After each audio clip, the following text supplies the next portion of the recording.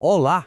Hoje a gente vai mergulhar num momento que foi um verdadeiro ponto de virada na cultura de uma nação. Um movimento literário, intelectual, que foi atrás de uma identidade própria. Vamos falar sobre a claridade.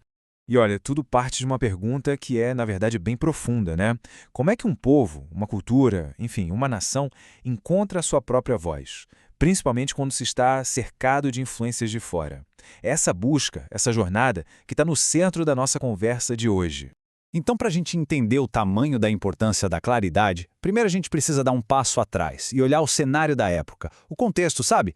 Era um ambiente cultural que, olha, pedia por uma mudança. Pensa só.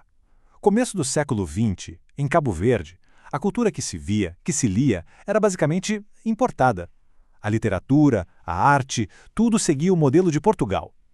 As histórias que eram contadas ali, na maioria das vezes, não tinham nada a ver com a vida real, com as lutas, com a alma do povo cabo-verdiano. E esse contraste era gritante mesmo. De um lado você tinha a cultura oficial, cheia de temas idealizados, uma coisa bem distante, e do outro a realidade dura de Cabo Verde. Seca, fome, gente indo embora em massa. E o mais importante, uma língua e uma cultura criolas riquíssimas, super vibrantes, mas que eram completamente ignoradas. Era um abismo, um descompasso total. Só que foi justamente nesse vácuo, nesse espaço vazio, que uma faísca de mudança apareceu. Um grupo de jovens intelectuais olhou para aquilo tudo e decidiu: chega, tá na hora da gente contar a nossa própria história. E aqui estão eles, os nomes por trás desse despertar: Baltazar Lopes, Manuel Lopes e Jorge Barbosa. É bom guardar esses nomes, viu? Porque eles foram basicamente os arquitetos de uma verdadeira revolução cultural. A arma deles não era uma espada, não. Era a caneta. Em 1936, eles lançaram o primeiro número de uma revista chamada Claridade. E o nome, né? O nome já entrega tudo. A ideia era essa mesma: trazer luz, botar um holofote, trazer clareza para a identidade de Cabo Verde. Mas olha, não foi uma jornada fácil, contínua. A revista saía de vez em quando, tinha umas pausas bem longas, só que isso, de forma alguma, diminuiu o impacto dela. Pelo contrário, cada nova edição era um acontecimento, um marco que reforçava a missão deles década após década. Ok, mas qual era exatamente essa missão? O que a Claridade queria fazer na prática? Tudo se resume a uma palavra: cabo-verdianidade. Esse era o grande objetivo. E veja bem, não era sobre negar a influência portuguesa, nada disso. A questão era afirmar o que era genuinamente, autenticamente cabo-verdiano.